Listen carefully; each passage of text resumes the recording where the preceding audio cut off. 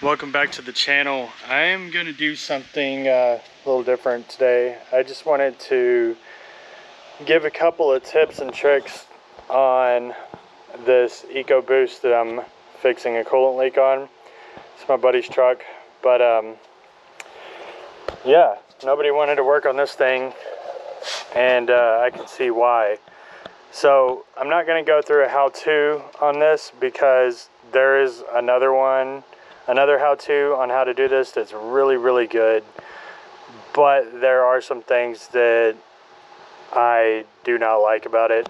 So I'm going to give you a couple of tips and tricks on this, and then I'm also going to link the repair video in the description below so that you can see that. But go ahead and watch that repair video and then watch these tips. That way you can get a better understanding. Let me see if I can. I'm going to turn this light off and then turn this light on so that we can get full coverage here. So the first things first, the video tells you to pull the radiator, drain the radiator, and then tells you need to pull this line right here, this radiator hose, or turbo coolant line hose right here. I would definitely not do that first, because what's going to end up happening is you're going to get a bunch of coolant. As you can see, this is all poured out all over the floor and dried up after a few days on the floor. Rather, I think that the best bet is to start out by trying to take these nuts off on the exhaust. So if you see this flange, I still don't have this flange on, but this flange makes it where it's extremely difficult to get back here with any kind of socket, etc.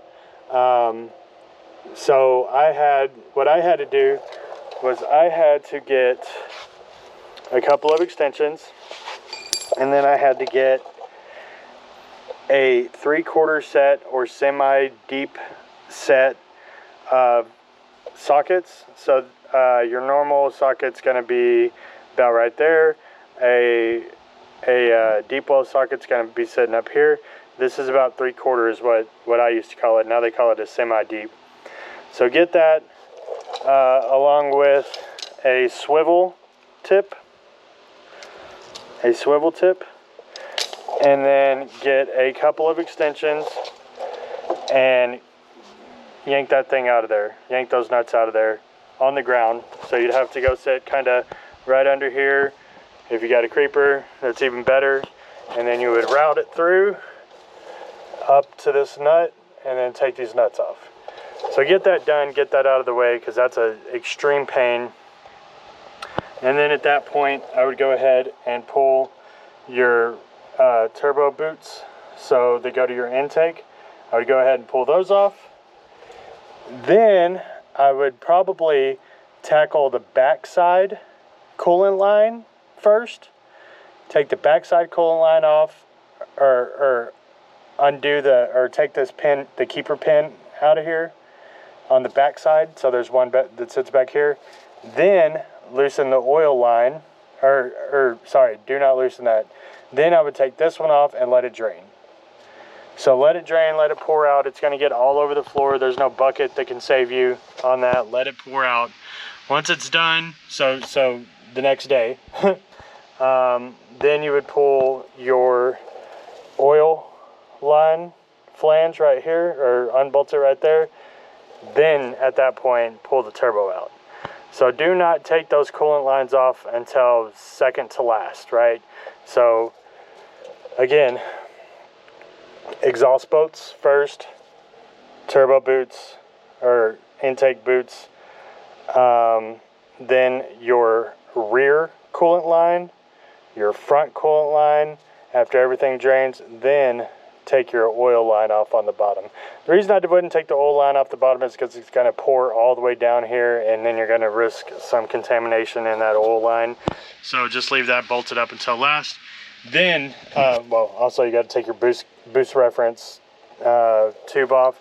Then you'll be able to pull the turbo out. Like, I can't repeat it enough. Do not take the coolant lines out prior to everything else. So that's that trick. And then make sure you get you a set, or at least a 15 mil semi-deep socket with some extensions. These are all the kind of tools that I've been using. Handy dandy Harbor Freight pick. These semi-deep sockets are also from Harbor Freight. I'm a Harbor Freight junkie, so there's that. But yeah, that's really all that I wanted to go over on the video. So those are going to be some tips that are going to help you out quite a bit on this. Oh, that is bright.